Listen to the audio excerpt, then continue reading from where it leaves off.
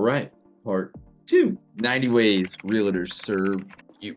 90 ways realtors serve you. Adam Tovic, team up with Charlie Douglas Realty. Hope you're having a fantastic day. So today we're picking up at number 11. Discuss earnest money deposits. What is an earnest money deposit? Earnest money deposit is your skin in the game as a buyer, or if you're a seller, the skin in the game that the buyer is giving you to help show their seriousness in purchasing your home or the home you're about to purchase, right? So typically, nothing's typical in real estate, but 1% of the list price or the contracted price of the home is the target. Can you get away with a little less? Absolutely.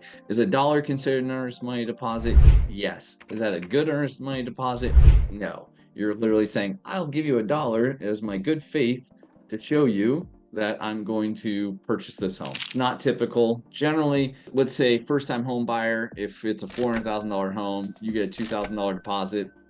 I consider that skin in the game, right? If you're getting a $700,000 house and you put 2 grand up, I consider that a weak offer, right? And vice versa if you're a buyer, right? My recommendation to our clients is we look for 1% on the sell side and we look to give 1% on the buyer side. Now, that's not money you're giving away.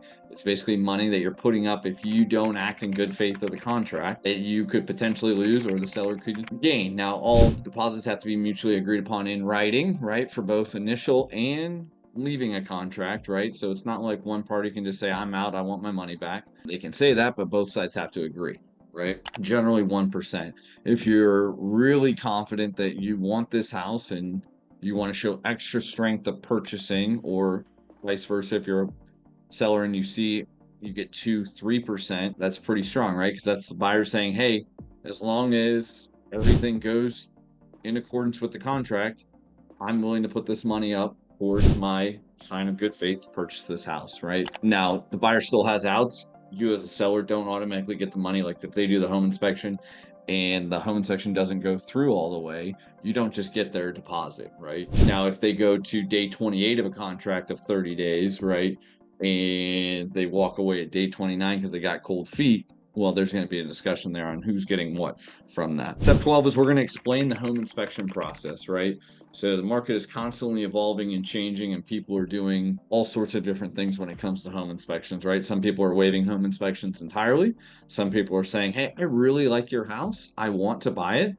I'm not going to ask you for any repairs, but I would like to do an as-is home inspection, meaning I need to come in, get a good bearing of what the house looks like, what I need to do in order to make this house more livable for myself, or if I need to do anything, I want to get a good even barometer on what the house is currently today to proceed with the actual closing transfer of real property, right? And then some people come in and say, hey, we like the house, we want to do a home inspection, and we reserve the right to ask for repairs. All of these things are negotiable within a contract. Nothing says a seller has to fix anything. Nothing says a buyer has to do an inspection, but you have to negotiate all of these pieces, right? We're going to educate you about the local neighborhood, give you, I mean, we're not going to tell you what Aunt Jenny down the street is cooking for dinner on Sunday, but we will give you a baseline knowledge of how fast homes move in this neighborhood, what the statistics are around crime, all of those kind of pieces, right? More to the point of like, we'll give you the areas where you can go find that information.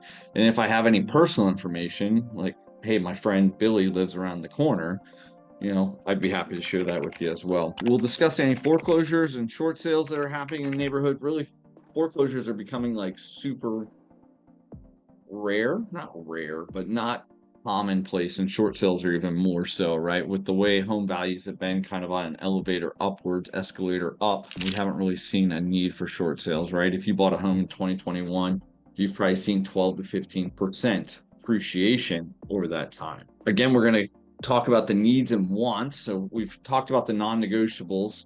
Our cleaning lady is here, so she's making a lot of noise in our background right now. Super cool when you're trying to do a video.